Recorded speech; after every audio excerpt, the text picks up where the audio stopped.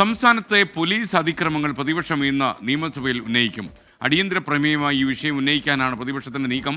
ബജറ്റിന്മേലുള്ള പൊതുചർച്ച ഇന്നും തുടരും. സലീം മാലിക് തിരുവനന്തപുരത്ത് നിന്ന് വിശദാംശങ്ങൾ നൽകും. Salim, good morning. ഇന്ന് പ്രതിപക്ഷം അടക്കി പൊളിക്കാൻ വേണ്ടിയുള്ള പരിപാടിയാണോ ഇന്ന്?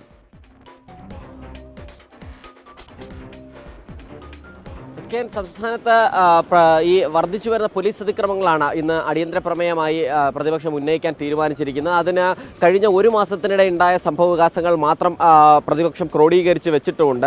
അത്തരത്തിൽ 10-ലധികം പോലീസ് അതിക്രമങ്ങളുടെ ചിത്രങ്ങളും വീഡിയോകളും ഉൾപ്പെടെയാണ് പ്രതിപക്ഷം ഇന്ന് അടിയന്തര പ്രമേയത്തിനായി രംഗത്തെത്തുന്നത്. ആ അടിയന്തര പ്രമേയത്തിന് അനുവദിക്കുകയാണെങ്കിൽ വലിയ ചർച്ച നിയമസഭയിൽ ഉണ്ടാവുകയും ചെയ്യും. കാരണം സമീപ ദിവസങ്ങളിൽ തന്നെ ഉണ്ടായ പോലീസ് അതിക്രമങ്ങൾ നമ്മൾ മാധ്യമങ്ങൾ ഉൾപ്പെടെ വാർത്തയാക്കിയ പല പ്രശ്നങ്ങളും ഉണ്ടായിരുന്നു. പത്തനംതിട്ടയിൽ വിവാഹം കഴിഞ്ഞ് മടങ്ങിയെത്തിയ കുടുംബത്തിന് നേരെ ഉണ്ടായ പോലീസ് അതിക്രമമാണ് ഇതിൽ ഏറ്റവും പ്രധാനം. 14 വയസ്സുകാരനെ പോലും മർദ്ദിക്കുന്ന ഒരു സാഹചര്യം മറ്റൊരിടത്ത് ഉണ്ടാകുന്ന ഒരു സാഹചര്യം ഉണ്ടായി. അയിരൂരിലായിരുന്നു 14 വയസ്സുകാരന് നേരെ പോലീസ് വണ്ടി കയറ്റി ഇറക്കും എന്നൊരു ഭീഷണി ഉണ്ടായിരുന്നത്.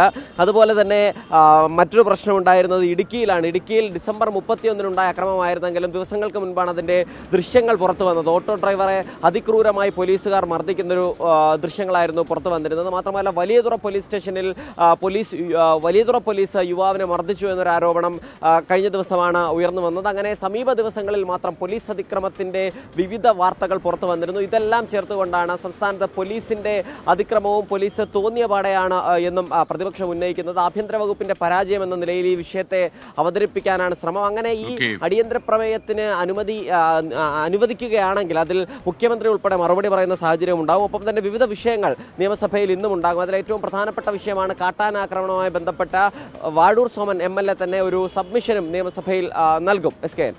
ഓക്കെ, സലീം മാലിക്കാണ് വിവരങ്ങൾ നൽകിയത്. പോലീസിനെ കുറിച്ച് ചർച്ചകൾ നടക്കുമ്പോൾ നമ്മുടെ പോലീസ് സേനയുടെ ആത്മവീര്യം കെടാതെ നോക്കുകയും വേണം. അത് കക്ഷി രാഷ്ട്രീയക്കാരുടെ ഉത്തരവാദിത്വം കൂടിയാണ്. എത്രയോ നല്ല പോലീസ് അംഗങ്ങൾ, സേനാംഗങ്ങൾ നമ്മുടെ സംസ്ഥാനത്തുണ്ട്. അത് ഉയരങ്ങളിലുമുണ്ട്, താഴെയുമുണ്ട്.